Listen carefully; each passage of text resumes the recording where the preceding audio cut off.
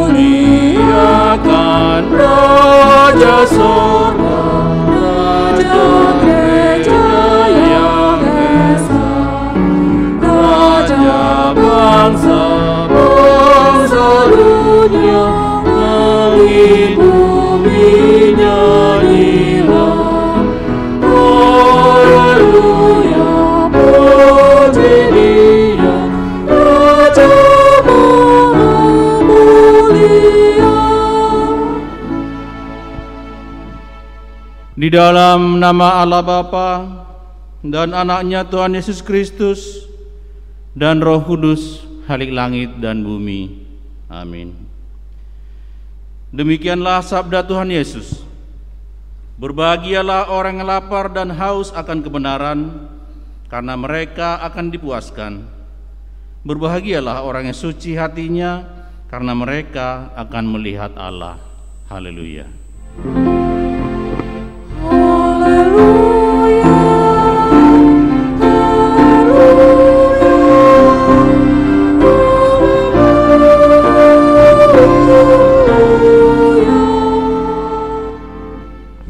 Ya Tuhan Allah Bapa kami di surga, kami mohon kepadamu, karuniakanlah kepada kami roh-Mu, sumber kebenaran dan damai sejahtera yang tidak dapat diberikan oleh dunia ini. Ajarlah kami senantiasa untuk mengenal kehendak-Mu dan memberlakukannya dalam kehidupan kami. Tolonglah kami untuk bertumbuh dalam iman dan pengharapan kami, supaya kami tetap mengutamakan kerajaan-Mu dalam hidup kami sehari-hari, dan tidak digoyahkan oleh apapun yang hendak menjauhkan kami dari hadapan-Mu. Di dalam Yesus Kristus Tuhan dan Penebus kami. Amin.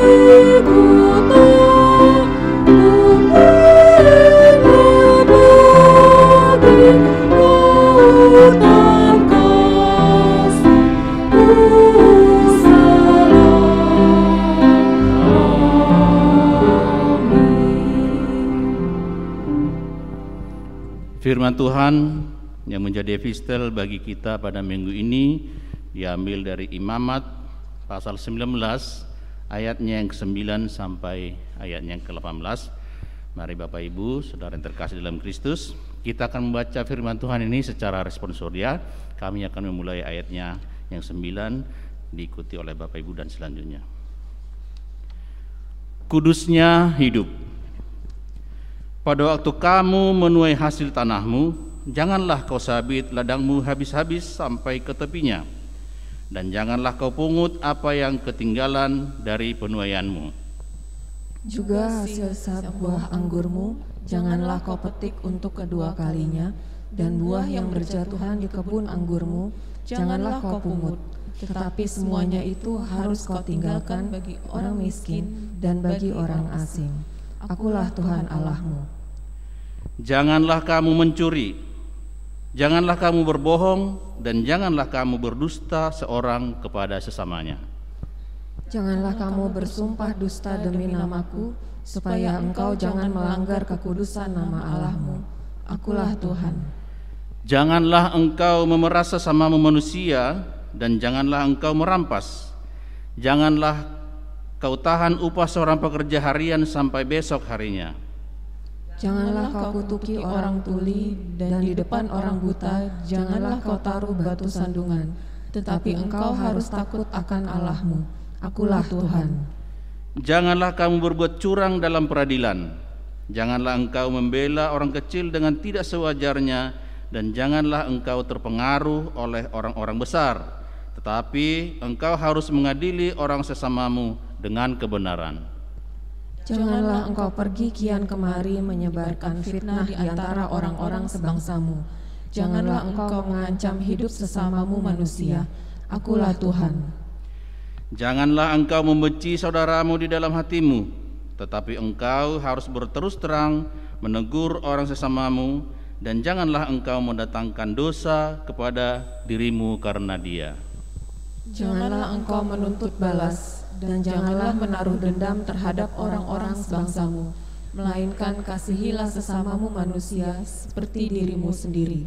Akulah Tuhan. Sampai sedemikian firman Tuhan. Yang berbahagia ialah mereka yang mendengarkan firman Allah dan yang memeliharanya. Amin.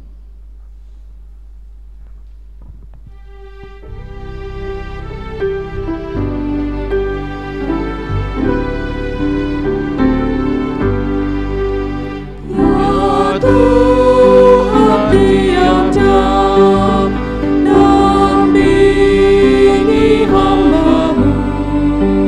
Jikalau Kau dekat, hanya penggodaku.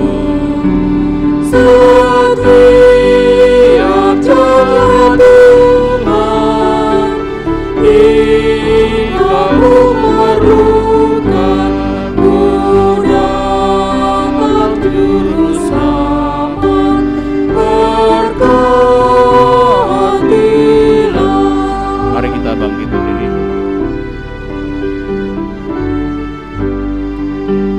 Ya Tuhan, tiap jam di suka dukaku. Jikalau Tuhan jauh, percuma hidupku. Setiap jamnya Tuhan, hingga Ku memerlukan, Ku datang juru selamat. Berkatilah.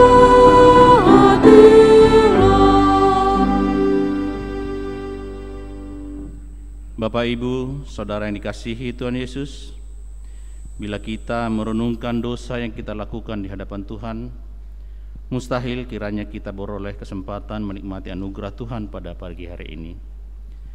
Walaupun saat ini kita masih dapat menikmati anugerah-Nya, itu semua karena Tuhan mengasihi kita. Untuk itu, mari Bapak Ibu saudara sekalian, kita mohon pengampunan atas dosa yang telah kita perbuat di hadapan-Nya, sehingga kita layak untuk bersekutu dengan-Nya. Marilah kita masuk dalam saat teduh sejenak.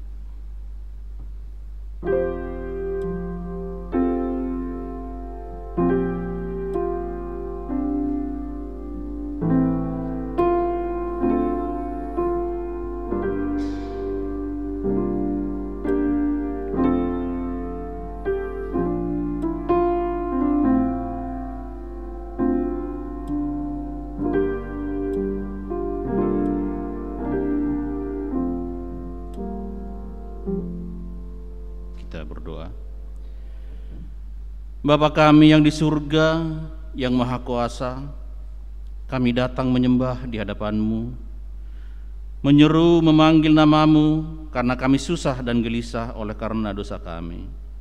Dengarlah suara kami dan kasihanilah kami. Ya Yesus Kristus, Anak Allah, Engkau telah datang ke dunia ini menjadi manusia, mati dan bangkit kembali, serta naik ke surga untuk membela dan menyelamatkan kami. Kasihanilah kami dan kuatkanlah iman kami untuk bersyukur kepadamu. Ya Roh Kudus, penghibur orang yang ditimpa duka dan lara, kasihanilah kami. Sembuhkanlah segala penyakit dan penderitaan kami oleh karena dosa. Tinggallah beserta dengan kami agar kami senantiasa merasa bahagia melakukan kehendak-Mu. Dengarlah doa kami ini ya Bapa, Anak dan Roh Kudus. Amin. Inilah janji Tuhan tentang pengampunan dosa kita. Marilah kita berperkara firman Tuhan. Sekalipun dosamu merah seperti kirmiji, akan menjadi putih seperti salju. Walaupun berwarna merah seperti kain kesumba, akan menjadi putih seperti bulu domba. Segala kemuliaan bagi Allah di tempat yang maha tinggi. Amin.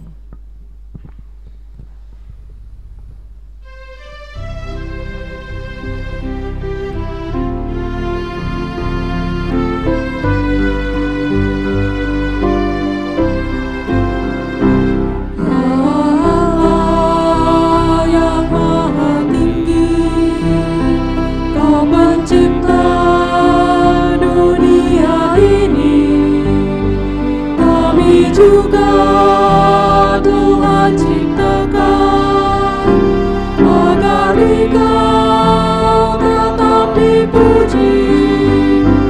Engkau Allah yang memberkati tiap orang yang rendah hati. Tolonglah kami sekarang ini dan selamanya.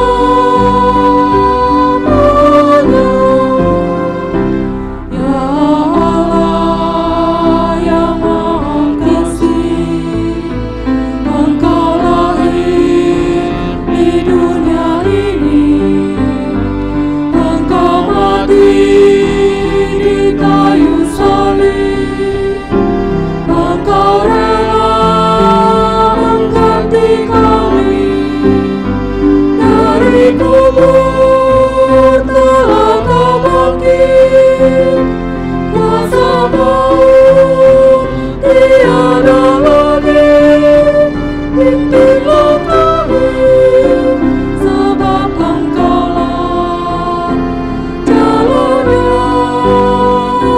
benar.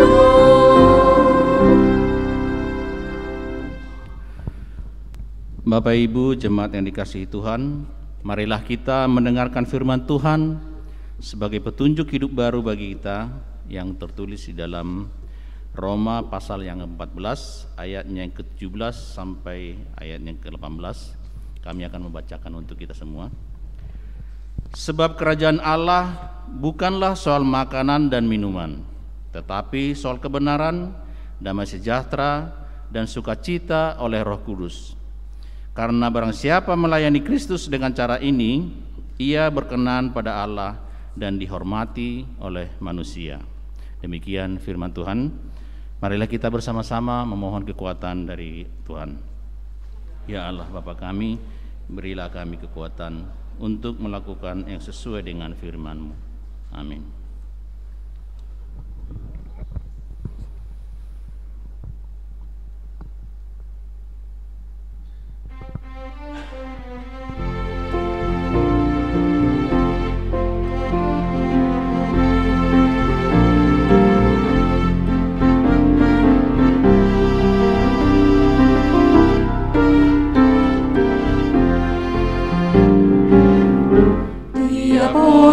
harus tahu, tiap orang harus tahu, tiap orang harus tahu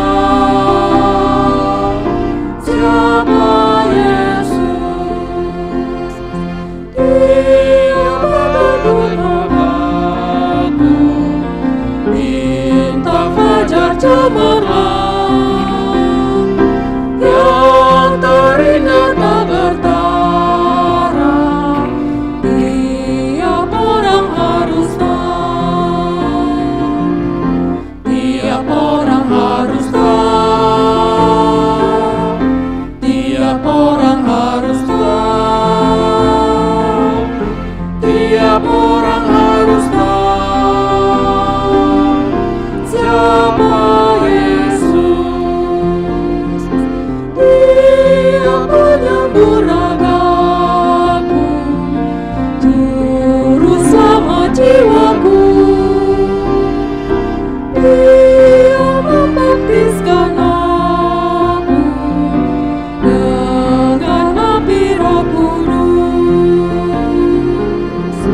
Tiap orang harus tahu, tiap orang harus tahu, tiap orang harus tahu siapa Yesus.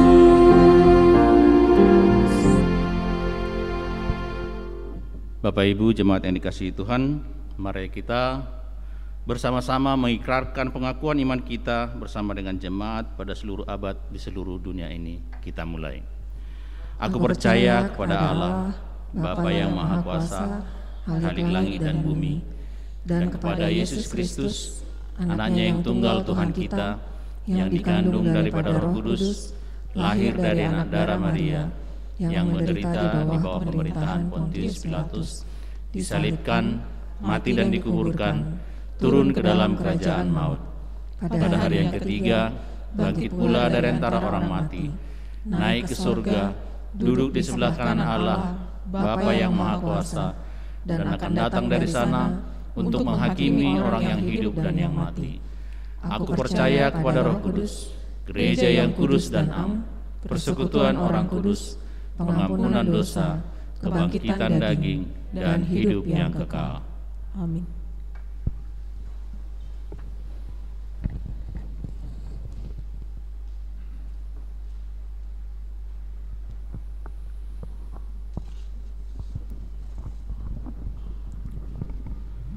Salam untuk kita semua. Selamat hari Minggu. Kiranya Tuhan yang selalu menyertai kehidupan kita. Majelis GKPI Jemaat Khusus Rawamangun menyampaikan selamat hari Minggu buat kita semua yang hadir di dalam ruang ibadah ini. Begitu juga para orang tua kami dan anak-anak kami yang beribadah di rumah. Kiranya Tuhan selalu memberkati persekutuan kita pada minggu-minggu berikutnya. Berikutnya kami akan sampaikan penegasan warta jemaat untuk kita pada hari ini. Yang pertama, dompet peduli kasih. Damai sejahtera Tuhan bagi kita semua. Bila ibu bapa serta pemuda-pemudi mempunyai kerinduan iman yang diketuk oleh Roh Kudus agar semakin banyak jiwa-jiwa diselamatkan secara khusus bagi jemaat kita di GKP Rawamangun yang terkena dampak dari COVID-19 ini, kami mengundang ibu bapa serta pemuda-pemudi untuk turut berpartisipasi menjadi berkat dengan tanpa paksaan melalui program Dompet Peduli Kasih sebagai wujud kepedulian dan kasih kita kepada sesama anggota jemaat di GKP Rawamangun ini dan beberapa warga di sekitar lingkungan gereja. Pelayanan program Dompet Peduli Kasih ini untuk membantu jemaat yang terkena dampak COVID-19, diantaranya jemaat yang terkena PHK, jemaat yang tidak memiliki penghasilan, dan jemaat yang tidak memiliki penghasilan tetap seperti supir dan ojek online. Yang kedua, sosialisasi dan laporan panitia teknis pemilihan majelis tahun 2020-2025. Hasil rapat penatua yang sudah terlaksana pada hari Jumat yang lalu pada tanggal 24 Juli 2020 yang dihadiri oleh 19 orang penetua, terdiri dari 14 penetua yang hadir secara tatap muka dan 5 orang penetua hadir melalui daring, dan terpilih sebagai bakal calon guru jemaat sebanyak 11 orang penetua. Setelah melalui proses pemilihan, terpilih 2 bakal calon guru jemaat dan 1 ketua seksi pembinaan dan pelayanan rohani. Dan ini calon-calon ini masih harus diverifikasi menjadi calon setelah yang dilakukan pada tanggal 29 sampai dengan 31 Juli yang akan datang. Sosialisasi mekanisme pemilihan 2020 sampai 2025 sehubungan dengan persiapan pelaksanaan periode di GKPI Jemaat Khusus Ramangun, maka panitia teknis pemilihan akan mengadakan sosialisasi kepada jemaat setelah ibadah pagi ini, yaitu jam 7 WIB, dan setelah ibadah siang pukul 10. Jadi kami harapkan kepada kita semua nanti setelah ibadah selesai saat teduh, kita akan mendengarkan paparan dari panitia teknis pemilihan. Mohon dukungan doa bagi jemaat yang sedang sakit, yaitu yang sedang dalam perawatan di rumah dan rawat jalan. Firman Tuhan bagi yang sakit diambil dari Lukas 5 ayat 17b. Kuasa Tuhan menyertai dia sehingga ia dapat menyembuhkan orang sakit. Dan kepada jemaat, anggota jemaat yang berulang tahun minggu ini dari tanggal 26 Juli sampai dengan 1 Agustus 2020, Majelis Jemaat GKP Ramangun turut berbahagia atas bertambahnya usia saudara-saudara kita. Firman Tuhan bagi yang berulang tahun diambil dari Amsal 9 ayat 11, karena oleh aku umurmu diperpanjang dan tahun-tahun hidupmu ditambah. Warta keuangan dapat kita lihat pada tata ibadah yang sudah dikirimkan melalui sosial media masing-masing lingkungan. Demikian penegasan warta jemaat bagi kita pada minggu ini. Selamat hari Minggu, Tuhan memberkati kita semua. Salam. Mari kita masuk dalam doa syafaat.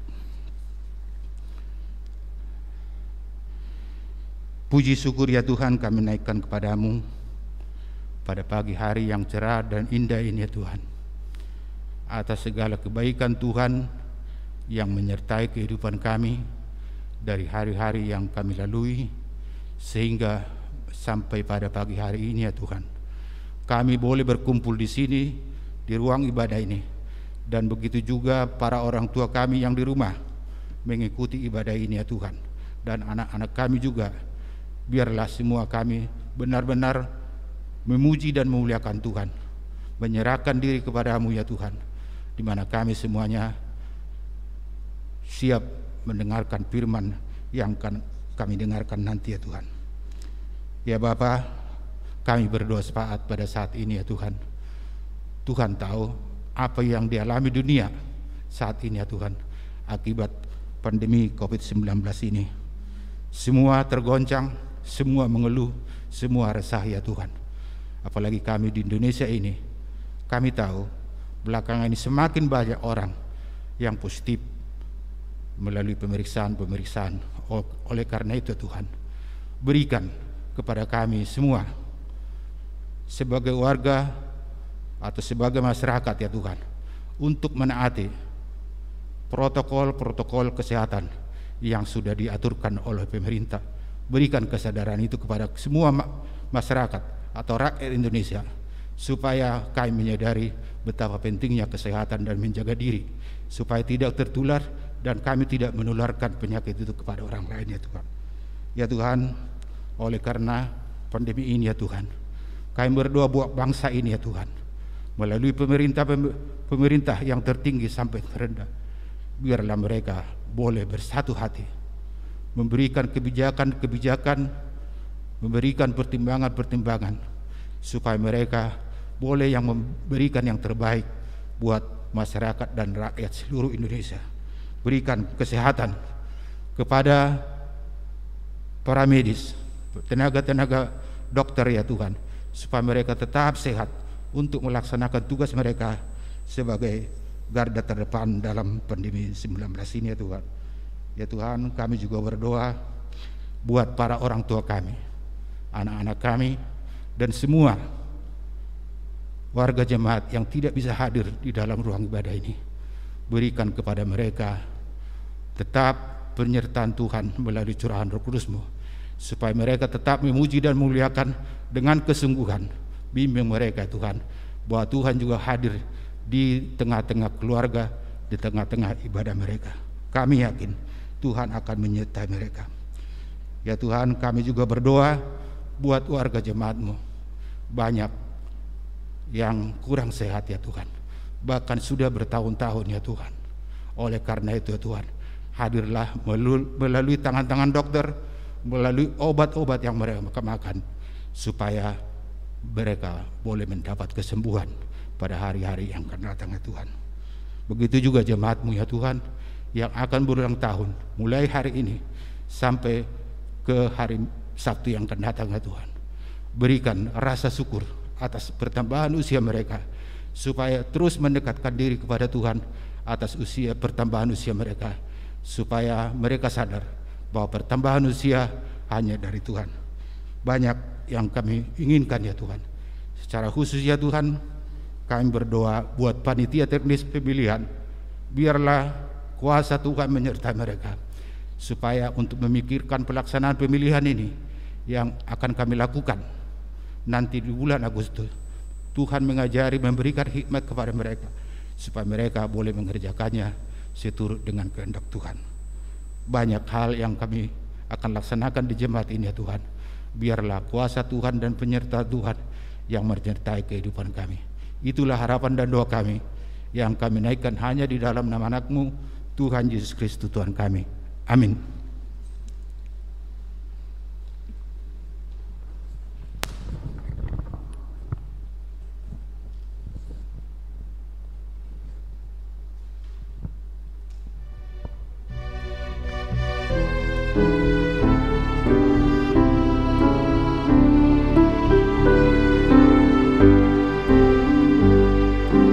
Yesus tetap mengasihi aku, kuasa dalam takkan mengisahku, bahkan nyawanya Dia beri, kini ku miliknya. Aku tetap miliknya, Yesus pun milikku. Bukan untuk sementara, tapi selamanya.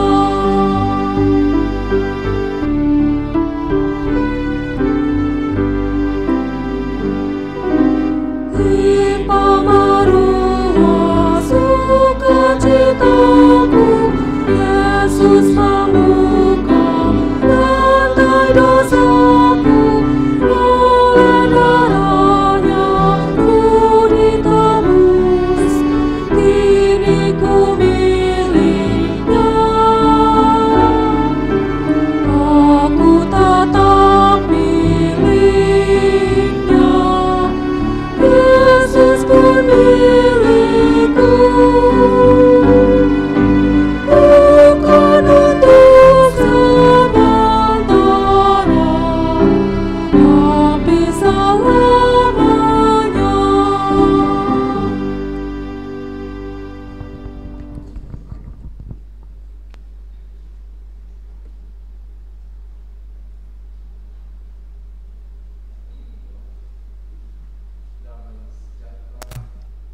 Dari Allah Bapa yang melampaui akal dan pikiranmu, memberi hikmat dan kuasa untuk memahami rahasia firman-Nya.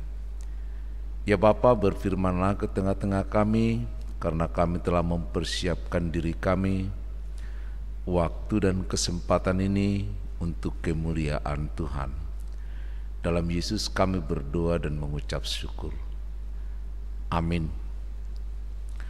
Ibu, Bapak, dan saudara-saudara kekasih Yesus Kristus, Firman Tuhan untuk kita di ibadah kita pagi ini adalah sebagaimana tertulis di Yohanes pasal 13 ayat yang ke-31 sampai 35. Demikian firman Tuhan. Sesudah Yudas pergi, berkatalah Yesus, sekarang anak manusia dipermuliakan dan Allah dipermuliakan di dalam Dia. Jikalau Allah dipermuliakan di dalam Dia, Allah akan mempermuliakan Dia juga di dalam dirinya dan akan mempermuliakan Dia dengan segera. Hai anak-anakku, hanya seketika saja lagi aku ada bersama kamu. Kamu akan mencari aku, dan seperti yang telah kukatakan kepada orang-orang Yahudi, ke tempat aku pergi tidak mungkin kamu datang. Demikian pula aku mengatakannya sekarang juga kepada kamu. Aku memberikan perintah baru kepada kamu, yaitu supaya kamu saling mengasihi, sama seperti aku telah mengasihi kamu, demikian pula kamu harus saling mengasihi. Dengan demikian, semua orang akan tahu bahwa kamu adalah murid-muridku, yaitu jika kamu saling mengasihi. Ibu bapak, saudara-saudara kekasih Yesus Kristus, ada tokoh yang bagiku sangat kontroversi, tapi mungkin bagi banyak orang tokoh yang sangat bagus sekali, yakni Mahatma Gandhi. Kalau pernah dengar nama Mahatma Gandhi, dan kalau kita membaca ceritanya itu memang bagus, karena dia dari seorang India. Ketika dia sekolah di Inggris sebagai negara jajahan Inggris India, lalu dia berkenalan dengan Injil, berkenalan dengan firman Tuhan, dan kemudian dia sangat tertarik dengan Injil itu.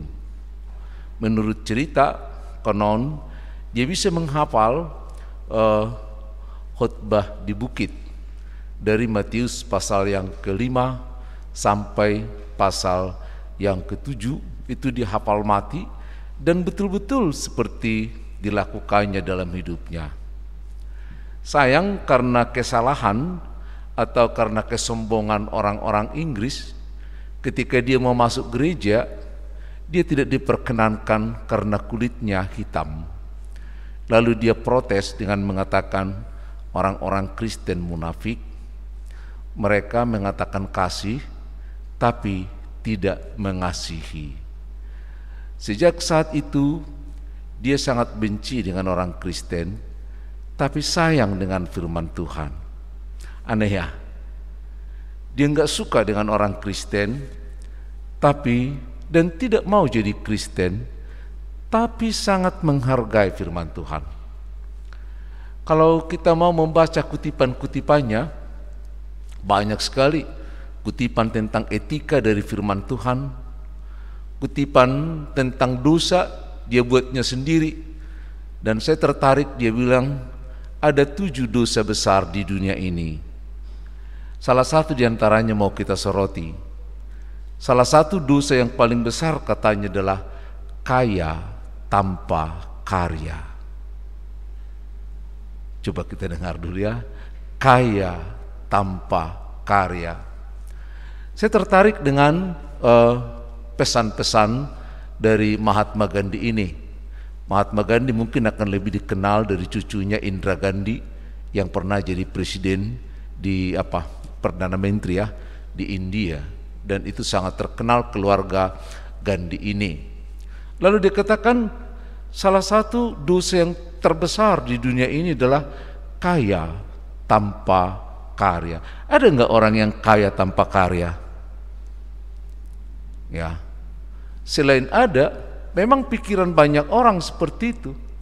Kita mau bekerja seminimal mungkin dengan keuntungan semaksimal mungkin, karena kita melihat bahwa kekayaan itu menjadi tujuan, tapi tidak melihat bahwa karya itu adalah sesungguhnya menjadi tujuan kita diciptakan. Tuhan tidak pernah menciptakan manusia supaya kaya.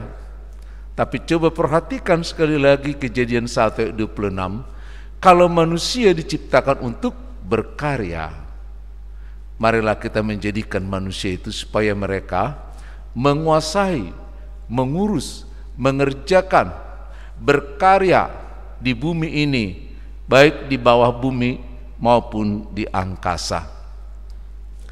Ada banyak orang terbalik dalam berpikir, seolah-olah kalau sudah kaya, seolah-olah kalau sudah memiliki, itu tidak perlu lagi kerja. Itu sebabnya banyak orang berkelahi soal warisan. Kenapa? Sampai mereka menghilangkan nyawa saudaranya demi harta, tapi bukan demi karya. Itu juga sebabnya banyak orang hidup berspekulasi untuk sesuatu tujuan yang disebut dengan harta atau uang. Itu juga sebabnya orang memanfaatkan banyak kesalahan, banyak celah, sehingga banyak korupsi. Karena korupsi terjadi ada kelengahan, ada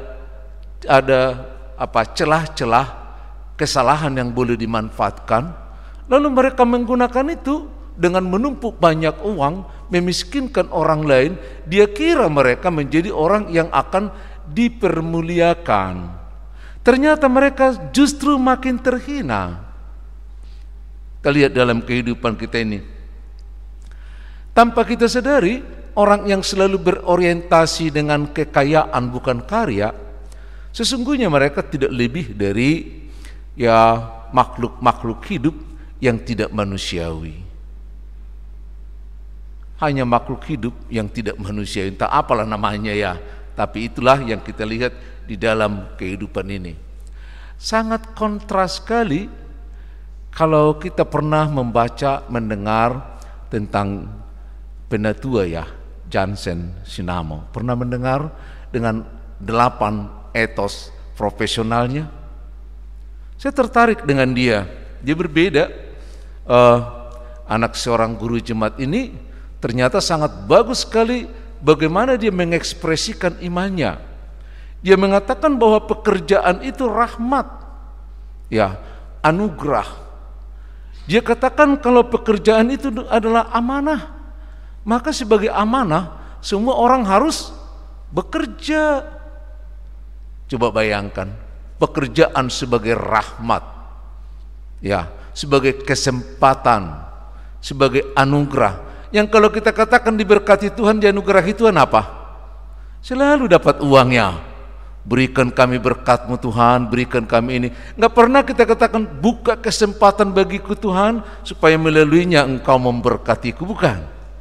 Seolah-olah kalau kita bicarakan masalah berkat, kita bicarakan masalah anugerah, ini masalah uang nih.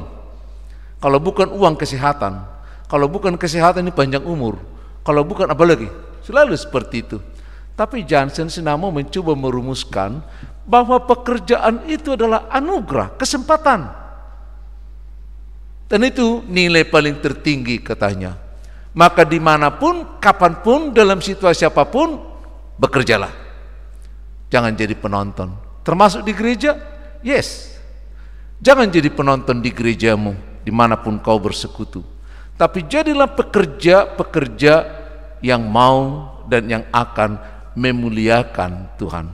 Saya tertarik dengan kata memuliakan ini karena di ayat 31 sampai 32 langsung 5 kali digunakan kata apa? Dipermuliakan, mempermuliakan. Saya tertarik dengan orang Kristen juga, saya membanding-bandingkan aja dulu ya. Orang Kristen kalau memuliakan Tuhan paling bernyanyi. Mari kita muliakan Tuhan, berikan kemuliaan kepada Tuhan. Artinya apa? Tepuk tangan. Apakah hanya itu? Coba dalami lagi ayat 31 itu. Apa yang dimaksud di situ? Langsung dikatakan di ayat yang ke-31 tadi dengan ayat yang ke-32. Kita coba baca lagi. Sekarang anak manusia dipermuliakan dan Allah dipermuliakan di dalam dia. Coba, Kenapa ini dikatakan demikian? Nanti akan kita coba bahas sedikit.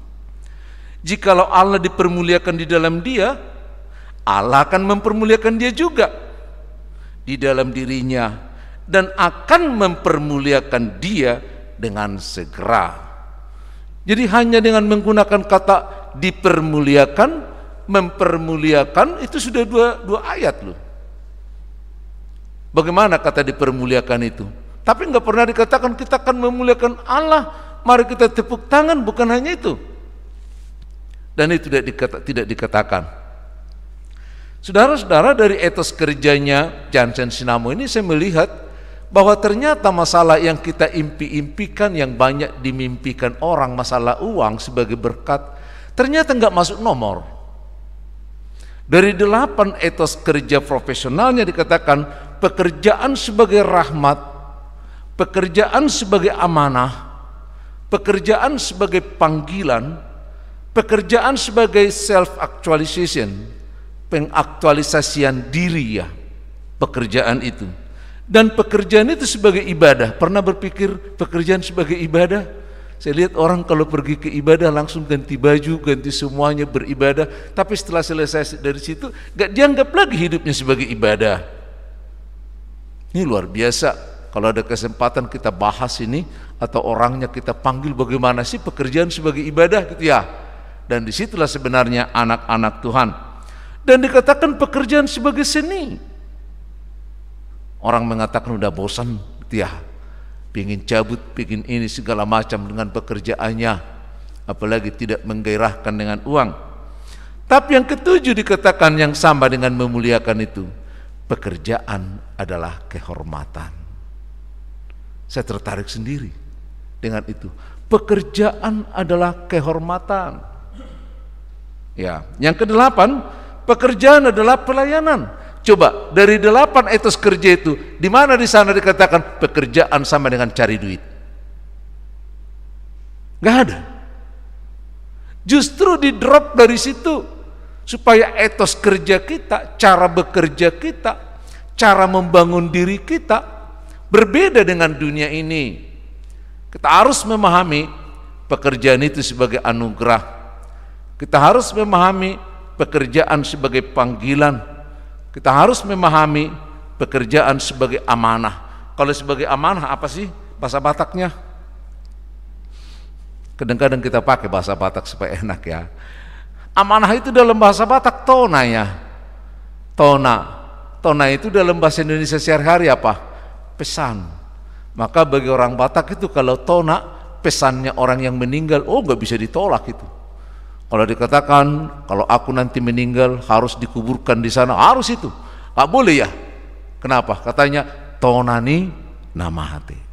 Tapi saya belum pernah mendengar orang Kristen mengatakan ini tonani Tuhan nih, pesan Tuhan harus dilakukan. Ada enggak? Enggak. Berarti tona siapa yang paling mahal bagi orang Batak? Tonanya siapa? Nah itu. Inilah cara berpikir kita yang kadang-kadang amburadul ya, dan itulah yang harus kita perbaiki di dalam hidup kita ini. Maka kita melihat bahwa pekerjaan itu sebagai amanah, aktualisasi diri, self actualization. Jadi ketika kita bekerja sebenarnya kita akan mengaktualisasikan diri kita. Itu sebabnya ahli-ahli psikologi dan filsafat melihat dunia, melihat tulisan kita. Bagaimana tulisan kita itu akan menjadi banyak kemungkinannya itu adalah isi hati kita. Kenapa? Karena dari karya kita itulah kita dikenal. Sama dengan perumpamaan Tuhan Yesus mengatakan, pohon dikenal dari buahnya, dari pekerjaannya.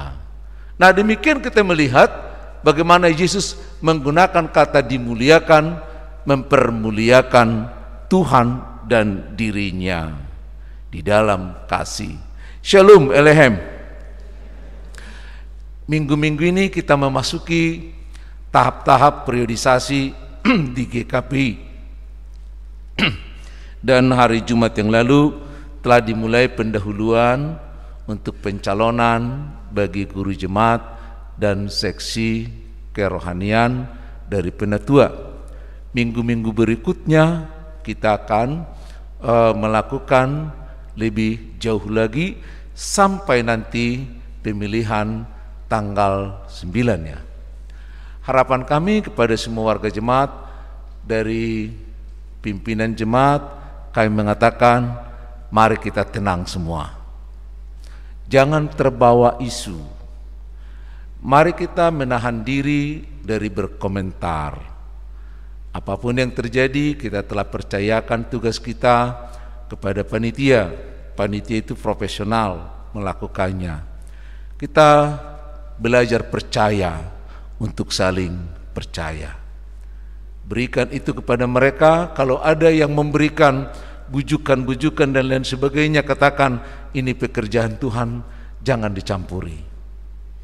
Ini pemilihan hati nurani. Lakukanlah sebagai tugas supaya Tuhan dipermuliakan dari pekerjaan ini, karena kita akan menjalankan dengan hati nurani, dengan kerohanian yang murni dari kita. Saudara-saudara, kita juga harus mengingatkan, nampaknya setelah kita meninggalkan PSBB, bahwa kita mulai keluar dari rumah, nampaknya sudah bebas, jalanan sudah sangat padat, dan tempat-tempat masyarakat, hiburan dan lain sebagainya sudah bergerak. Tapi jangan lupa, peningkatan orang-orang tercemar COVID juga terus meningkat dan meningkat. Kalau kita membuka gereja ini untuk ibadah, kami mohon dengan disiplin yang sangat-sangat kuat. Kalau kadang-kadang tim gugus depan kita, tim gugus tugas kita agak keras, mohon dipahami. Ini untuk keselamatan kita semua. Dan ke depan kalau ini terus meningkat, kita akan lebih ketat lagi. Apa boleh buat? Supaya gereja kita nanti jangan ditutup lagi. Supaya kita boleh beribadah terus, tapi dengan protokoler yang sangat ketat. Kami juga para pelayan harus mengikuti. Kalau kami ditegur, kami nggak boleh sakit hati. Kami harus mengikutinya, karena kita harus saling mengawasi. Kami mengawasi secara kerohanian, petugas-petugas kita mengawasi dengan cara mereka sendiri. Jadi mari kita saling percaya, mari kita belajar percaya untuk saling percaya. Sehingga kita nanti, kita nggak tahu sampai tahun ini kita akan menghadapi situasi seperti ini. Dan oleh karena itu kami sangat menghargai ibu bapak dan saudara-saudara. Kalau bisa datang beribadah pada hari ini, itu adalah satu keputusan yang luar biasa, yang berani mempertaruhkan segala-galanya. Maka biarlah nama Tuhan dimuliakan dari ibadah yang sangat mahal ini. Saya kira sejak kita mulai membuka ibadah, saya selalu melihat itu ibadah yang sangat mahal, lebih dari ibadah-ibadah sebelumnya. Karena ibadah-ibadah sebelumnya seringkali kita datang karena itu hari Minggu dan lain sebagainya. Tapi aku yakin yang datang ini, yang sedikit ini, bukan sekedar hari Minggu, tapi karena betul-betul mempertaruhkan semuanya. Tuhan menyertaimu, Tuhan menyertai kita, dan Tuhan berjalan di antara kita. Sedikit lagi kami masuk dengan teks kita. Saudara-saudara, di ayat yang ke-31 tadi dikatakan, setelah Judas meninggalkan, setelah Judas pergi. Artinya itu menunjukkan sebenarnya konteksnya, situasinya adalah setelah Yesus bersama dengan murid-muridnya menyelesaikan perjamuan malam yang terakhir. Berarti itu sebelum menuju ke Getsemane ya. Berarti ini peristiwa-peristiwa Paskah ya. Di ayat yang ke-31 itu dikatakan bahwa setelah Judas pergi meninggalkan mereka. Kemana Judas? Dia menunaikan tugasnya, karena dia sudah mengikat perjanjian kepada para malim, kepada para Sadusi, pemimpin-pemimpin Yahudi. Dia telah menerima 30 keping perak hanya untuk memperkenalkan Kristus kepada tentara, supaya tentara tidak salah tangkap. Dia sudah mengikat perjanjian itu. Dia telah menerima uangnya maka dengan bangga karena ada uang 30 keping, maka dia bergerak, apapun ditinggalkan, persekutuan dengan Kristus pun ditinggalkan, perjamuan malam yang terakhir pun ditinggalkan, bahkan kegelisahan anak-anak Tuhan yang ada 11 orang lagi bersama dengan Yesus dia tidak peduli. Kalau kita sudah dihantui uang, seringkali kita tidak memiliki kepedulian, nggak punya kepedulian. Sama seperti Judas, apapun yang terjadi, apapun yang bakal terjadi, nggak peduli dia. Coba bayangkan, begitu banyaknya uang negara kita yang habis oleh para koruptor ini. Terakhir ini saya sangat sayangkan, seorang koruptor yang melarikan diri, mencoba-coba masuk Indonesia, korbannya bukan hanya uang, korbannya apa? 3 orang jenderal harus diberhentikan. Bayangkan, oleh seorang koruptor yang tidak mengerti apa-apa, yang hanya melihat uang sebagai tujuan, harus mengorbankan 3 orang putra bangsa yang terbaik, jenderal loh, bukan mayor, bukan letkol, jenderal harus diberhentikan oleh seorang karena seorang koruptor itu. Sama seperti Judas. Dan menurut pimpinan kita mengatakan tidak cukup 3, nampaknya 5 gitu loh. Bayangkan korban dari kerakusan ini. Maka kalau kita juga jauh dari firman Tuhan, kalau kita tidak melihat bahwa karya itu lebih tinggi dari segala-galanya, maka kita akan cenderung mengorbankan orang lain. Karena orang yang dimuliakan Tuhan, orang yang mempermuliakan Tuhan, Tuhan Yesus memberikan contoh. Ketika Judas pergi, dia lihat bahwa pekerjaannya sekarang sudah tiba. Apa pekerjaannya? Apa tugasnya? Coba kita lihat di Yohanes yang ke-10 ya, ayat yang ke-18. Yohanes yang ke-10 ayat yang ke-18 dikatakan tentang tugasnya Tuhan Yesus, dia memberikan nyawanya. Jadi tugas memberikan nyawa ini, walaupun akan diambilnya kembali, sudah tiba karena tandanya sudah dinyatakan, yakni pengkhianatan Judas. Dia melihat itu sebagai tanda. Maka dikatakan di ayat yang ke-31 tadi kepada kita, sekarang anak manusia dipermuliakan. Maksudnya apa? Sekarang anak manusia akan mengerjakan tugas pokoknya. Dan kalau tugas pokok itu dikerjakan dengan baik, maka dia akan dipermuliakan. Barang siapa yang melakukan tugas pokoknya dengan baik, dia akan mendapat kehormatan. Barang siapa yang melakukan tugas pokoknya dengan baik, dia akan ditinggikan. Coba kita lihat misalnya, kalau kita membaca di Titus ya, pasal yang pertama, ayat yang ke-5, ketika Paulus mengingatkan kepada Titus supaya dia mengangkat orang-orang yang akan melayani di tengah-tengah jemaat yang sedang bertumbuh dan berkembang itu, maka Paulus mengingatkan bagi mereka-mereka yang memang memiliki tugas atau melakukan tugas dengan sebaik-baiknya. Ada tugas rumah tangga yang baik kita lihat, ada tugas dalam masyarakat, siapa yang akan mengatur, siapa yang akan melayani. Dia minta supaya orang-orang itu, para penatua adalah orang-orang yang tidak bercacat gitu ya. Artinya yang menjaga rumah tangganya, menunaikan tugas dan panggilannya sebagai kepala rumah tangga. Ini loh yang layak. Jadi kalau kita mengerjakan tugas kita, maka kita akan semakin ditinggikan. Beda, banyak orang mengatakan, kalau aku punya uang, aku bisa memerintah, aku bisa dipandang, aku bisa ini. Bukan.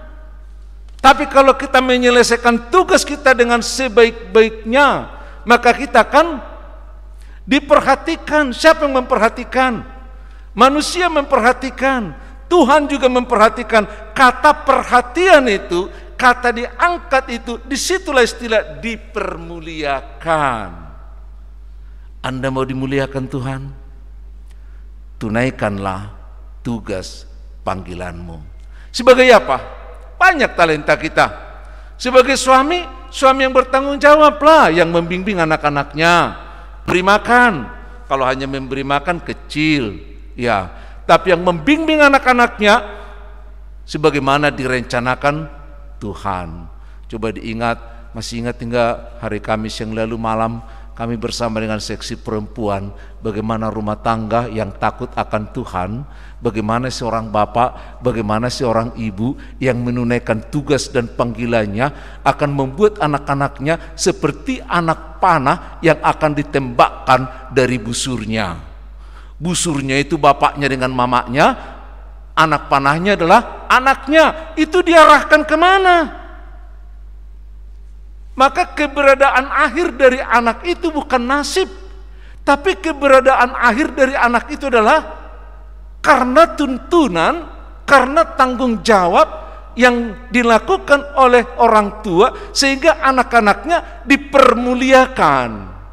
Tuhan mempermuliakan, masyarakat juga mempermuliakan. Jadi dipermuliakan ini seperti dikatakan dalam ayat yang ke-31 tadi, sekarang anak manusia dipermuliakan dan Allah juga akan dipermuliakan. Jadi saat kita melakukan tugas kita dengan sebaik-baiknya untuk kesejahteraan orang lain, pada saat itulah Tuhan dipermuliakan. Dan itulah bahasa kasih itu. Saya tidak menggunakan dulu bahasa kasih karena terlalu sumir bahasa kasih ini sudah banyak kita bahas, tapi sedikit dalam perlakuannya. Maka saya melihat dari masalah dipermuliakan itu. Tapi bagaimana kita dimuliakan, bagaimana kita mempermuliakan Tuhan, itu juga tidak terlepas dari bahasa kasih. Siapa yang berani melakukan pekerjaan Tuhan kalau bukan karena kasih? Coba baca Ulangan yang ke-6 ayat yang ke-5.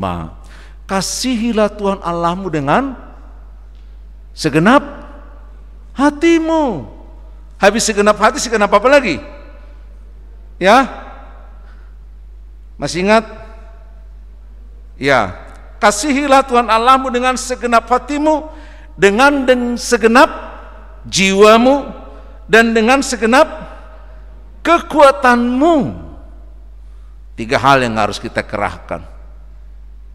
Enggak dikatakan kasihilah Tuhan Allahmu hanya bernyanyilah dan berdoalah, bukan. Tapi dengan segenap hatimu, dengan segenap jiwamu, dan dengan segenap kekuatanmu. Artinya mengasihi Tuhan adalah pertarungan. Mengasihi Tuhan adalah pertaruhan.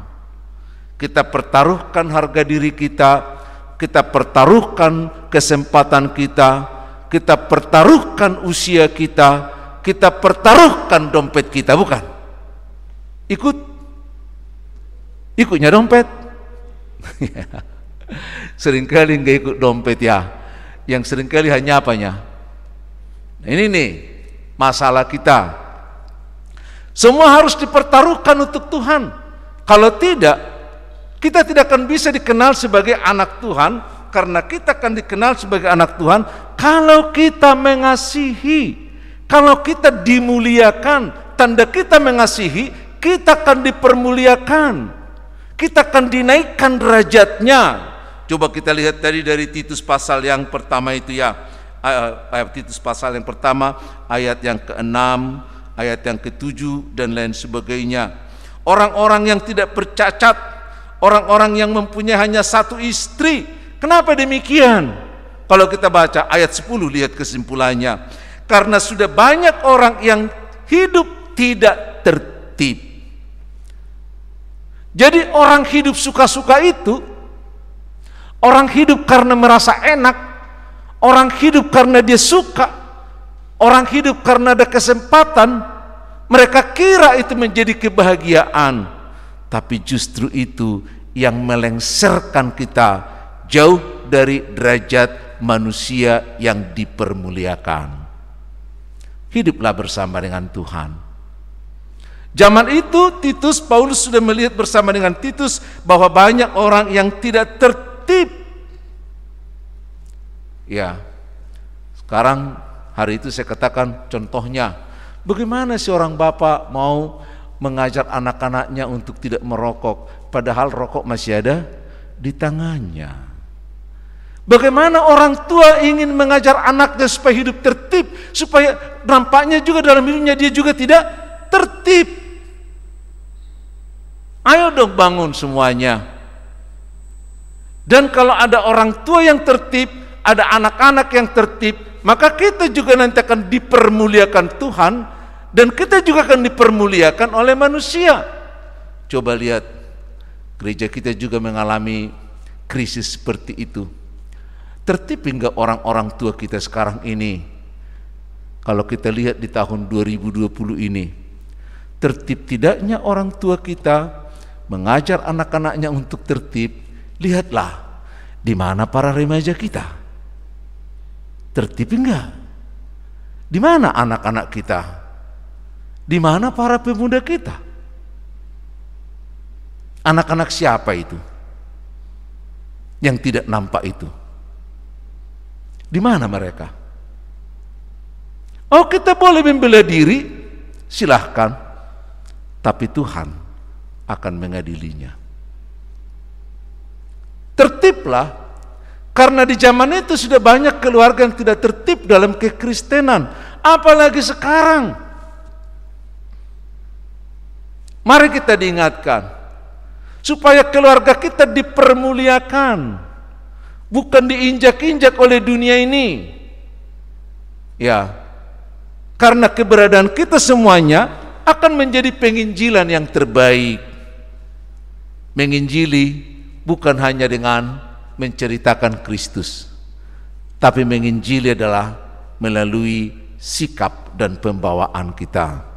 Itu sebabnya 1 minggu kemarin kita belajar tentang evangelism explosion, bagaimana supaya kita memiliki gaya hidup yang bersaksi. Anda mau? Mari, kami akan membimbingnya supaya setiap jemaat boleh menyaksikan Kristus dalam hidupnya. Anda mau? Kami punya tanggung jawab. Gereja punya tanggung jawab. Mari kita belajar. Ayo. Supaya nama Tuhan dipermuliakan, supaya nama Tuhan meletus dari gereja ini dan kedengaran kemana-mana. Dan itulah bahasa kasih itu. Kalau kita mau hidup tertib dari Titus itu, maka keluarga kita akan dipermuliakan, nama Tuhan juga akan dipermuliakan, dan jadilah kemuliaan Tuhan terjadi di bumi ini. Coba dengarkan doa Bapa kami. Bapa kami yang di surga, dikuduskanlah namamu, datanglah kerajaanmu, jadilah kehendakmu di bumi. Melalui siapa? Melalui malaikat? With whom? Dengan siapa kerajaan yang ada di surga itu terjadi di bumi ini? Kalau bukan melalui aku, kalau bukan melaluimu, kalau kita tidak bergandengan tangan, kalau kita tidak menertibkan diri, kalau kita tidak mematikan keinginan diri, kalau kita tidak mau dipermuliakan Tuhan, kalau kita tidak mau mempermuliakan Tuhan, Tuhan menyertai kita semuanya. Amin. Bapa yang baik, kami mengucap syukur karena Engkau ingatkan kami agar kami melakukan tugas dan panggilan kami sebagai anak-anak Tuhan. Karena dengan cara itu Tuhan mempermuliakan kami, dan kami juga sedang mempermuliakan-Mu melalui kehidupan kami. Amin.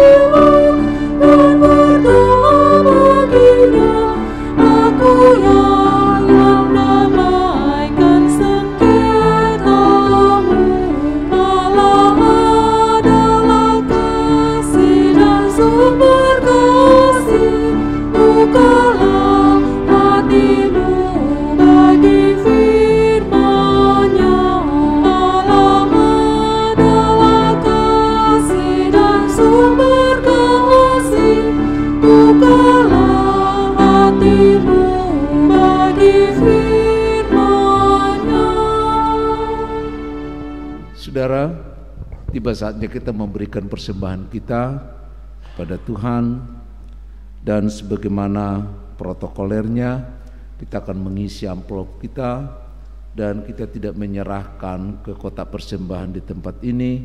Nanti setelah kita keluar dari gereja, di pintu keluar sudah ada tempat untuk menjatuhkan atau mengumpulkan persembahan untuk mengurangi sentuhan. Dari Kisah 20 ayat yang ke-35b, firman Tuhan mengatakan, adalah lebih berbahagia memberi daripada menerima. Amin. Kami undang untuk sama-sama bangkit berdiri.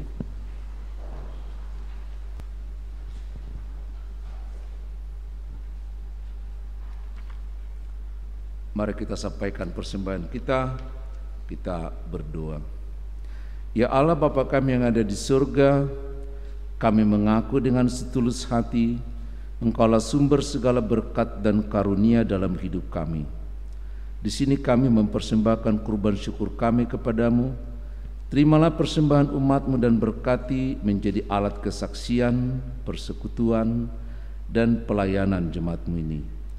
Jadikanlah hidup kami persembahan yang berkenan kepadamu, dan pakailah hidup kami untuk turut menghadirkan tanda-tanda kerajaan-Mu, kasih, keadilan, damai sejahtera, dan sukacita.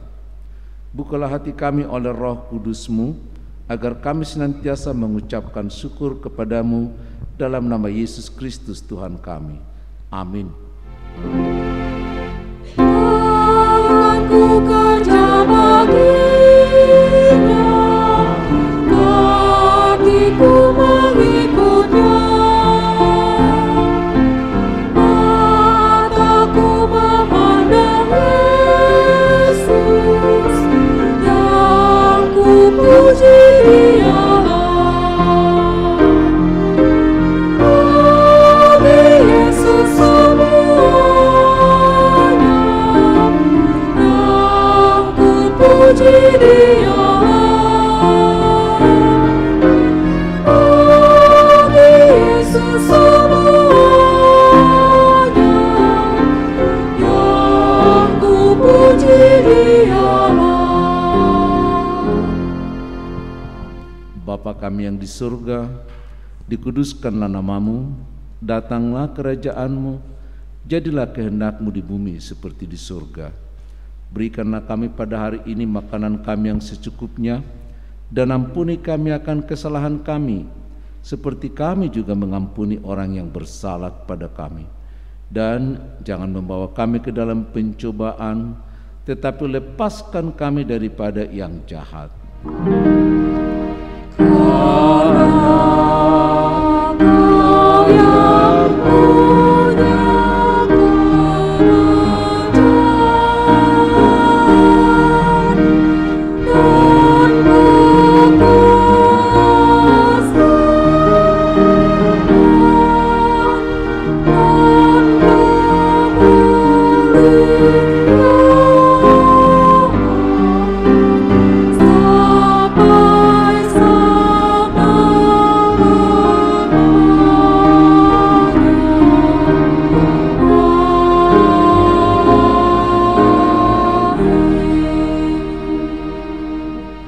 Saudara, mari kita kembali dalam kehidupan kita, agar melalui pekerjaan kita, kita mempermuliakan Tuhan dan juga dipermuliakan Tuhan. Terimalah berkat dari Tuhan. Tuhan memberkati dan menyertai-Mu. Tuhan menyinarkan wajah-Nya kepadamu dan memberi engkau kasih karunia. Tuhan menghadapkan wajah-Nya kepadamu dan memberi engkau damai sejahtera. Amin.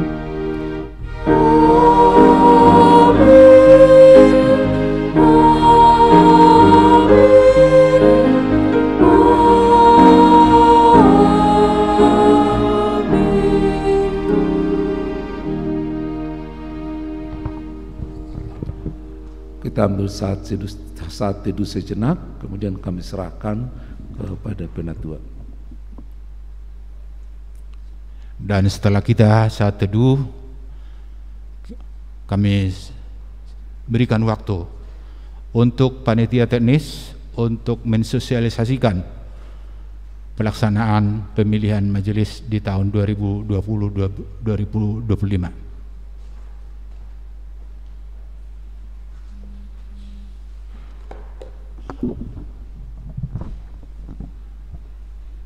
Shalom, selamat pagi Bapak Ibu dan saudara-saudari terkasih.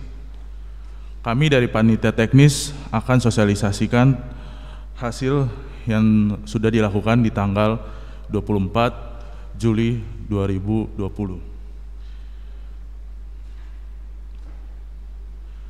Berdasarkan hasil rapat penatua yang sudah dilakukan pada hari Jumat 24 Juli 2020 dan dihadiri oleh 19 penatua yang terdiri dari 14 orang penatua hadir secara tatap muka dan 5 orang penatua hadir melalui daring, dan terpilih sebagai bakal calon guru jemaat sebanyak 11 orang penatua.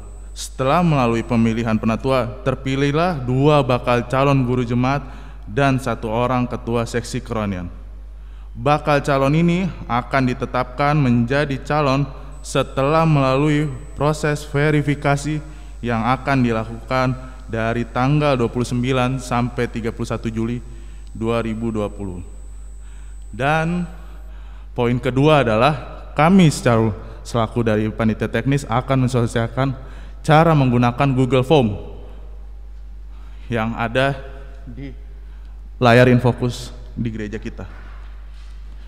Yang pertama, Bapak, Ibu, dan saudara-saudari silakan melihat ketentuan yang ada di atas. Ini adalah ketentuan-ketentuan cara mengisi di dalam Google Form. Cara mengisi: masukkan alamat email, nama lengkap, nomor anggota, lingkungan, dan nomor telepon Anda. Saya beri contoh, alamat email christian@gmail.com, nama lengkap Christian Sinaga, nomor anggota ini saya ngambil contoh 123, wilayah lingkungan 1, nomor telepon saya ambil contoh saja. Selanjutnya seksi atau bagian pelayanan Anda saat ini dilihat dari keaktifan Bapak, Ibu, dan saudara-saudari. Posisi dilihat dari keaktifan. Sebelum masuk ke bagian berikutnya, saya akan memberi keterangan. Yang pertama, tentang alamat email. Bagi Bapak Ibu yang tidak mempunyai alamat email, bisa menggunakan alamat email dari anak atau cucu. Jadi alamat email bisa 2, tetapi nanti panitia akan melihat dari nama beserta nomor anggota. Jadi kami panitia memperkenankan alamat email boleh lebih dari 1 digunakan. Jadi kalau memang Bapak Ibu atau ada opung yang ingin menggunakan Google Form tetapi tidak punya alamat email, meminta tolong kepada anak atau cucu, dipersilakan menggunakan alamat email dari anak atau cucu tersebut. Terus yang kedua, seksi kategorial yang dipilih ada beberapa poin. Di situ dilihat dari keaktifan pelayanan. Kalau semisalnya memang Bapak, Ibu, atau saudara-saudari tidak aktif, kita bisa melihat dari ketentuan yang ada di almanak. Yang pertama, untuk remaja usia 14 sampai 20 tahun. Untuk kedua, PP 17 sampai 30 atau belum menikah. Untuk pria atau perempuan yang sudah berumah tangga. Sekali lagi saya ulangin, untuk pria dan perempuan adalah yang sudah berumah tangga. Jadi maupun aktif atau tidak aktif, yang sudah berumah tangga sudah masuk seksi perempuan atau seksi pria. Yang lansia usia di atas lebih dari 60 tahun. Oke, kita bisa lanjut. Bisa scroll ke bawah. Di sini adalah nama bakal calon. Untuk PHJ, yaitu yang kita masukkan adalah sekretaris jemaat, wakil sekretaris, bendahara, dan wakil bendahara. Bisa dilihat syarat-syarat ketentuannya. Oke, selanjut kita bisa ke bawah. Jadi Di kolom nanti wakil bakal calon sekretaris, saya akan beri contoh, saya nulis Anda, boleh ke bawah lagi. Nama bakal calon wakil sekretaris saya tulis Anda. Nama bakal calon bendahara jemaat saya tulis Anda. Nama bakal calon wakil bendahara jemaat saya tulis Anda. Di sini adalah untuk PHJ. Jadi berdasarkan tata tertib, guru jemaat dipilih di sidang penatua. Yang bisa dipilih oleh Bapak, Ibu, dan saudara-saudari adalah sekretaris, wakil sekretaris, bendahara, dan wakil bendahara. Oke, form selanjutnya. Di sini adalah seksi non kategorial. Di sini ada seksi non kategorial, itu ada, kita lihat, bisa scroll ke bawah. Perkabaran Injil bisa ditulis dengan Anda. Terus ada seksi diakoni, bisa ditulis dengan Anda. Terus ke bawah, seksi musik, nyanyian, dan kur, bisa ditulis dengan Anda. Lagi ke bawah, seksi kesehatan bisa ditulis dengan Anda. Dan terakhir, seksi pendidikan bisa ditulis Anda. Dan ke bawah lagi, ini adalah seksi terakhir, calon ketua seksi prasarana dan prasarana Anda. Dan sebelum ditutup, seksi usaha pengembangan sumber daya bisa ditulis dengan Anda. Oke, berikutnya di sini ada seksi kategorial. Berdasarkan aturan tata tertib atau PRT di Almanak, seksi kategorial diisi sesuai dengan ketentuan yang ada. Sesuai tadi saya bilang, ketentuannya adalah sekolah minggu diisi dengan guru sekolah minggu, PP di remaja di usia 14-20, PP 17-30 untuk pria dan perempuan itu yang sudah menikah, dan lansia usia di atas 60. Jadi nanti bagi warga jemaat, memang itu form yang ada di situ adalah wajib semuanya diisi, semuanya dari awal sampai akhir wajib diisi. Tapi kami nanti akan melakukan filternya dari panitia berdasarkan seksi kategorial. Jadi kami sudah meminta data-data dari setiap seksi kategorial, berapa total anggota aktifnya di seksi kategorial tersebut. Jadi jangan khawatir untuk soal seksi kategorial, kami sudah melakukan filter-filter itu sesuai dengan seksi kategorial. Oke, bisa di scroll ke bawah. Di sini ada seksi sekolah minggu, bisa ditulis dengan Anda. Terus bisa ke bawah, ada seksi remaja, bisa ditulis dengan Anda. Ada seksi pemuda-pemudi. Terus ada seksi perempuan. Ada seksi pria. Dan ada seksi lansia. Seksi terakhir di seksi kategorial. Oke. Di sini selanjutnya adalah calon penasihat jemaat. Berdasarkan syarat-syarat tertentu, kita bisa lihat bahwa syarat-syarat yang ada untuk penasihat jemaat bisa dilihat di layar ketentuannya.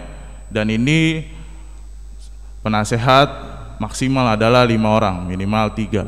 Jadi bisa kita lihat nanti bakal calon ini akan kami filter juga sesuai dengan syarat ketentuan yang ada di tata tertib, berdasarkan juga usia, juga berdasarkan dilihat juga track recordnya juga di jemaat bagaimana. Jadi itu nanti kita lihat dan kita kumpulkan. Nanti pas di tahap calon itu lebih dari 5. Jadi nanti jemaat pasti calon akan memilih lagi siapa yang akan jadi penasehat. Bisa di scroll ke bawah. Oke, nama bakal calon penasehat jemaat bisa ditulis dengan Anda. Berikutnya. Yang terakhir, pengisian terakhir adalah bakal calon pengawas harta benda jemaat. Di sini dengan syarat ketentuan adalah yang bisa mengerti di bidang keuangan. Sekali lagi, untuk pengawas harta benda calonnya adalah yang bisa mengerti bidang keuangan. Ini sebagai poin penting di pengawas harta benda. Oke, bisa di scroll ke bawah. Jawabannya bisa Anda. Oke, ini adalah proses terakhir di dalam pengisian Google Form. Jadi setelah ini tinggal kirim, Bapak Ibu dan saudara-saudari, data yang Anda kirim sudah masuk ke dalam email kami, tim periodisasi GKPI Jemaat Khusus Rawamangun. Jadi kami harapkan kita bisa saling bersosialisasi ke warga jemaat yang lain, kita memberitahukan, dan kami juga akan sosialisasi terus. Jika memang ada pertanyaan-pertanyaan, kami sebagai panitia teknis siap menjawab, dan kami mempunyai call center sendiri melalui WhatsApp, mungkin bisa Bapak Ibu catat, yaitu di dalam nomor 0812 13 11 5551. Itu call center kami untuk menanyakan tentang Google Form dan teknis-teknis yang lain di dalam pengisian dari bakal calon nanti sampai calon. Untuk Google Form ini kami buka dari sekarang. Jadi kami sudah membuka Google Form sampai tanggal 2 Agustus 2020 sampai jam 23.59. Kami membuka untuk bakal calon. Sekali lagi kami tegaskan, bakal calon. Setelah bakal calon akan diverifikasi kembali sesuai dengan tata tertib yang ada, syarat-syarat yang ada. Jadi ini baru bakal calon. Kembali lagi kami tegaskan, bakal calon, belum menjadi calon. Calon akan diumumkan di minggu selanjutnya, di tanggal 9 itu adalah calon. Jadi SUJ akan diselenggarakan tanggal 16.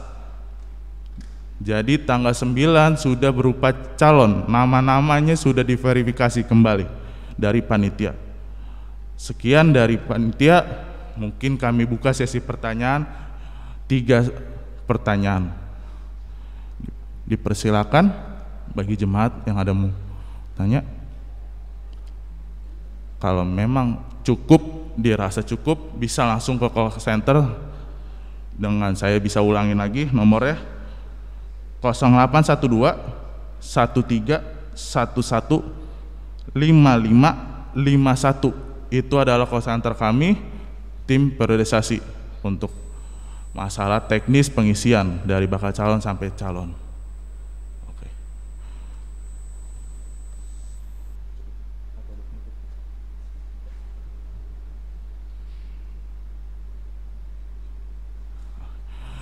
Tambahan, dengan dibukanya Google Form ini, kami panitia akan menyebarkan ini ke dalam penatua masing-masing lingkungannya. Nanti kami akan berkoordinasi lagi dengan penatua lingkungannya masing-masing, disebarkan di lingkungannya masing-masing dari lingkungan 1 sampai lingkungan 11. Dan setelah ini kami menyediakan surat suara langsung di bawah di aula bagi jemaat yang mau mengisi surat suara langsung untuk bakal calon. Dipersilakan langsung ke aula bagi jemaat yang mengisi langsung di hari ini. Dan surat suara tidak boleh dibawa pulang. Kembali lagi mengingatkan, surat suara tidak boleh dibawa pulang karena sifatnya hari ini diisi, hari ini dikumpulkan. Jadi ketika hari ini diisi tapi tidak dikumpulkan, kami anggap hangus. Sekali lagi kami ingatkan, hari ini diisi tapi tidak dikumpulkan, kami anggap hangus. Ini jadi warga jemaat bisa langsung ke aula bertemu dengan kami panitia teknis. Di situ silakan mengambil sesuai dengan prosedur protokol dari tim Gustu. Jadi di situ surat sudah tersedia, silakan diambil, dan kami sudah menyediakan bolpen untuk diisi langsung, dan bisa setelah diisi diserahkan di kotak suara. Sekian dari kami mengucapkan terima kasih. Shalom.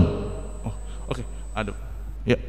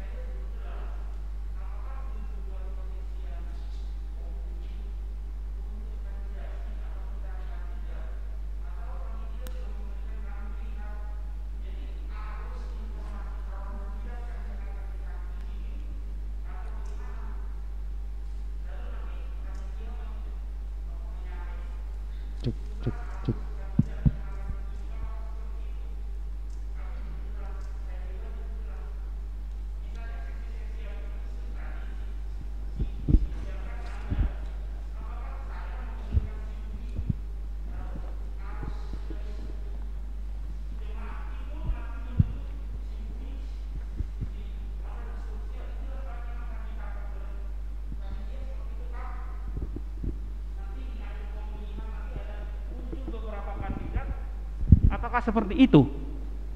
Kami belum jelas.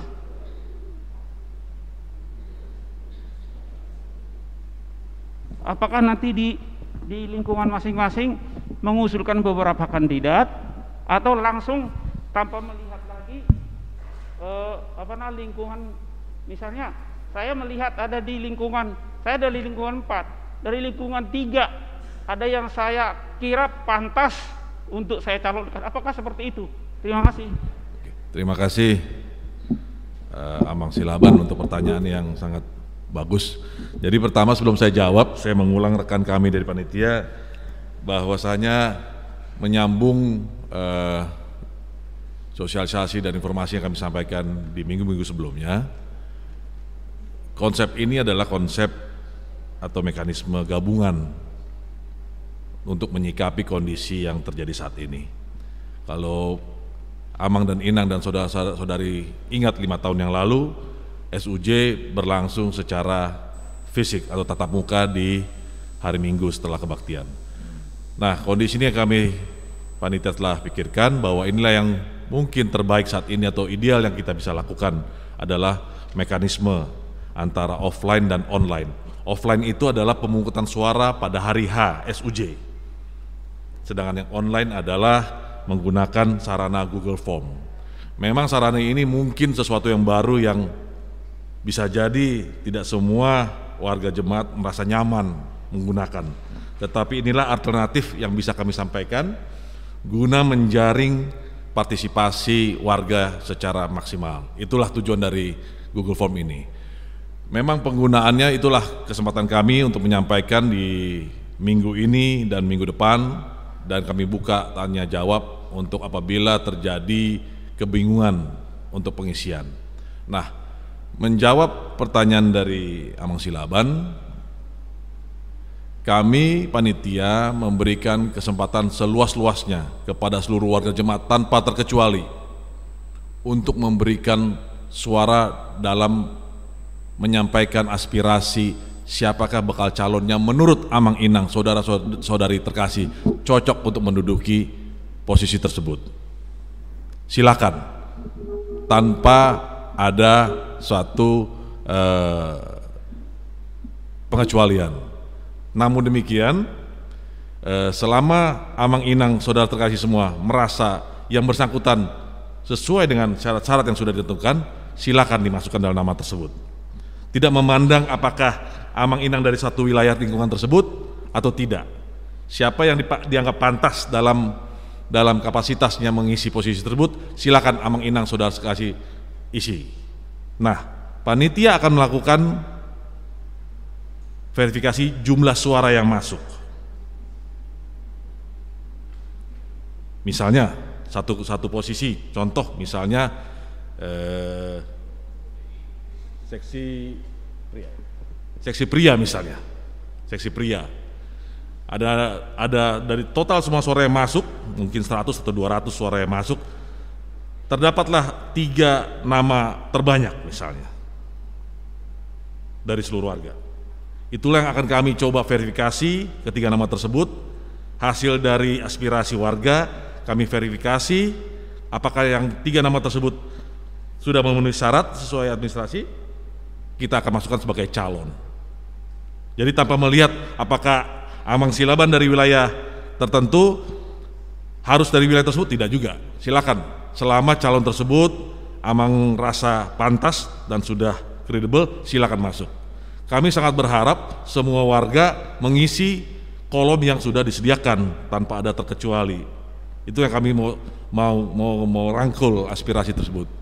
Jadi harapan kami panitia, disinilah peran serta jemaat dalam ikut berpartisipasi di pemilihan periode 2020-2025 ini, sehingga jumlah partisipasi tidak berkurang walaupun dengan kondisi yang demikian.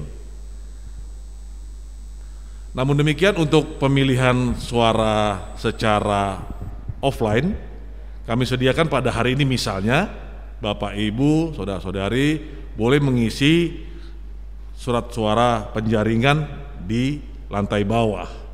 Itu pun diperkenankan Dengan catatan seperti yang disampaikan tadi rekan kami, tolong diisi, jangan pulang dulu, isi. Kami perkirakan pengisian itu tidak lebih dari 5 menit. Kami sudah sediakan juga pulpennya, jadi tolong diisi, dimasukkan dalam kotak box yang sudah kami sediakan. Kerahasiaan kami jamin, hanya kami panitia yang mengetahui itu semua, jadi Amang Inang tidak perlu khawatir, dan itu juga sangat membantu. Apabila Bapak Ibu sudah mengisi, form ini tidak perlu diisi kembali. Demikian juga minggu depan, barang siapa yang sudah mengisi. Tapi kalau memang mau memilih untuk form, silakan sambil mencoba, karena form ini akan digunakan kembali pada saat nanti pemilihan suaranya. Mungkin boleh coba-coba juga sekarang ini gitu loh. Ya, jadi boleh. Tapi kalau memang untuk mengisi yang suara-suara juga kami tidak berkenan, tidak dilarang.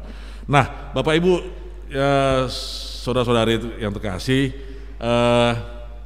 nanti juga ke depan di hari H, inilah yang akan kami pergunakan dalam pemilihan. Namun demikian, apabila untuk orang tua kami yang tercinta, yang usianya sudah memasuki masa bahagia, kami sudah memikirkan satu alternatif yang lain, di mana surat suara akan dikirimkan melalui rumah masing-masing.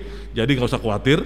Kami berharap untuk para warga jemaat yang mampu dan bisa menggunakan aplikasi tersebut, kami harap sangat partisipasinya untuk membantu kami mengumpulkan suara Anda semua. Demikian dari kami harapkan apabila ada pertanyaan lagi, kita berikan jalur melalui WA ataupun telepon. Demikian.